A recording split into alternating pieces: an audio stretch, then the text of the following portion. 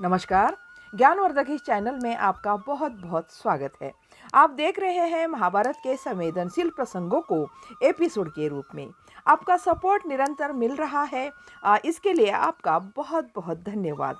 पिछली वीडियो में आपने देखा होगा कि अर्जुन द्वारका जा रहे हैं और साथ में सुभद्रा और कई अंगरक्षक भी है।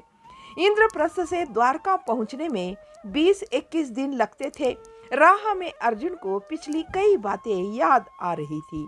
वे बताते हैं कि भीम बड़े भैया का आदर नहीं करता था, बल्कि बड़े भाई बड़े विवेकी थे, बहुत ही बुद्धिमान थे।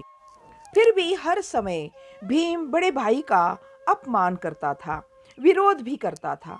द्रौपदी भी भीम का ही साथ देती थी। अर्जुन कहते हैं कि भीम को आजकल बड़े भाई की अपेक्षा पत्नी की बातें अधिक मान्य होने लगी। ऐसे व्यक्ति को क्या धर्मत्व प्राप्त होगा? क्या ऐसे व्यक्ति देवत्व को साध पाएंगे? ऐसे अर्जुन सोचते हैं। अर्जुन ने एकदम अपने में श्रेष्ठता का भाव महसूस किया। अर्जुन कहते हैं कि मैंने कभी भी बड़े बूढ़े के विरोध में बात नहीं की, कभी किसी के प्रति असम्मान का भाव नहीं दिखाया। बड़े भैया के प्रति तो कभी नहीं, आचार्य द्रोण के प्रति भी नहीं, पितामह कृपाचार्य ताऊ धृतराष्ट्र माता गांधारी के प्रति भी कभी तिरस्कार नहीं दिखाया। अर्जुन को लगता है कि बड़े बूढ़ों के आशीर्वाद के बिना क्या जीवन में उन्नति साध्य कर सकते हैं? यही सोचते सोचते अर्जुन रथ में बैठे बैठे सिर उठाकर बाहर देखते हैं। चंद्रमा रथ के ठीक ऊपर था। धूमिल आकाश में जहां तहां नक्षत्र टिमटिमा रहे थे। वह सिर उठाकर आकाश की ओर निहारते बैठे रहे और रथ हिचकोले खाते आगे बढ़ रहा था। बहुत देर बाद अर्जुन का ध्यान आकाश से नीचे उतरा। भूमि को देखा तो भूमि उनको एकदम बंजर सी लगी। मन में एकदम ऊब भर उठी। अब अर्जुन को नींद नहीं आ रही थी। अर्जुन तुष्ट की तरफ देखा और वह सो भी नहीं रहा था। अर्जुन ने पुकार कर कहा, तुष्ट, जरा सुरा है क्या?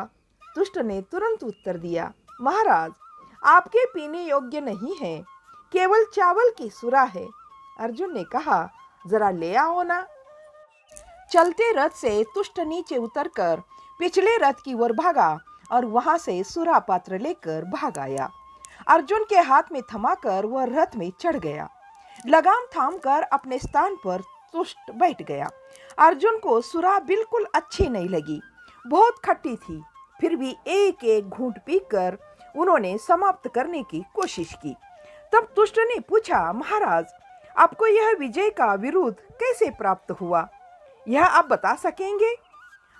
विरोध की बात पूछते हो?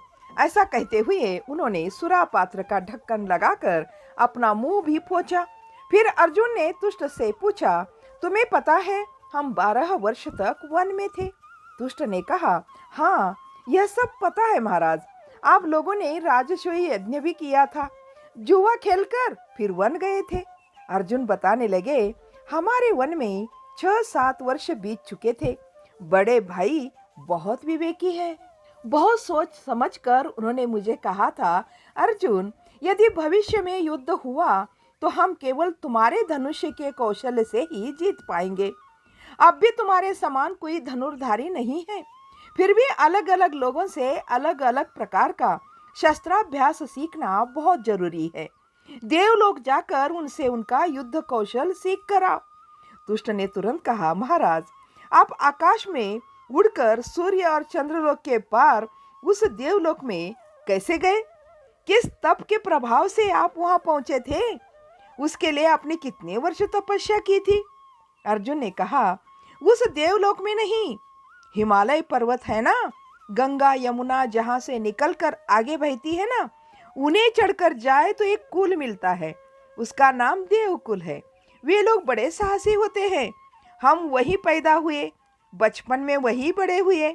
वह हिमालय की तलहटी है, वह बात तुम्हें मालूम है ना? तब हमारा उन लोगों से परिचय हुआ था।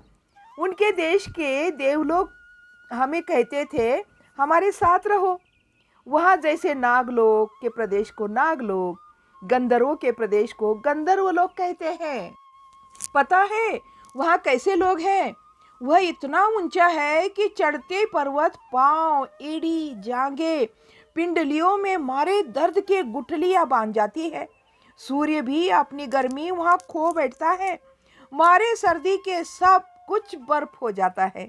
पानी जमकर बर्फ का पर्वत बन जाता है। इस गर्मी की आफत वहाँ है ही नहीं। वह एक ऐसा देश है। इंद्रप्रस्थ में राज्य करते समय हम उन लोगों के लिए कभी कभी भेंट के रूप में अनाज, पानी और गधों पर लाद कर भेजा करते थे। इस मैदानी प्रदेश की समस्त नदियों को पानी देने वाला वह प्रदेश कभी कृषि योग्य रहा ही नहीं। गर्मी के दिनों में पर्वत ढलान को थोड़ा काट कर थोड़ा बहुत पैदा करते हैं वे लोग। वैसे शिकार का मांस और कंदमूल ही उनके जीवन का आधार है। फिर भी कितने सुंदर लोग हैं वे, कितने स्वस्थ और कितने दृढ़ काय। वहाँ मानव की शक्ति पसीने के रूप में बहकर नष्ट नहीं होती। वहाँ चार चार चोटियाँ चढ़ते उतरते फिर भी पसीना नहीं आता।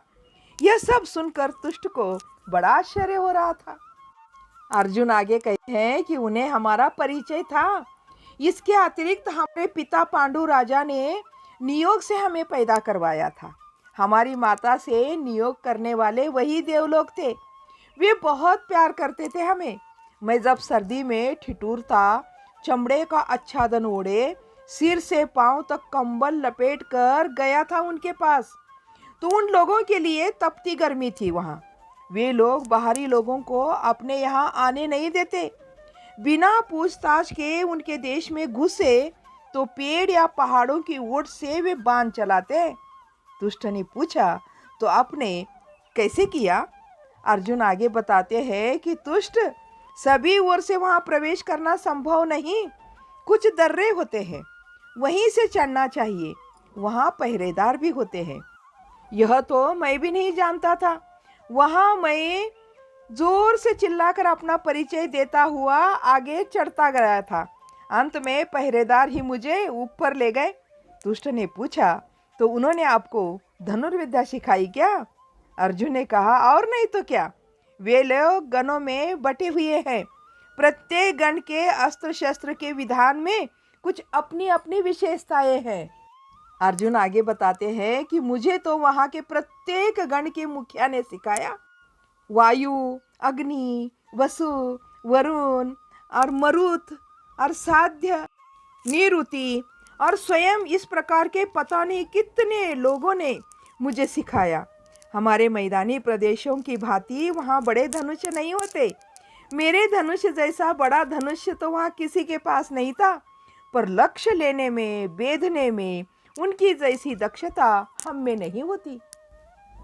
अब इस कहानी को करते हैं यहीं पर समाप्त। इस कहानी का अगला भाग अगले वीडियो में जरूर देखिएगा। तब तक के लिए जय हिंद, जय भारत।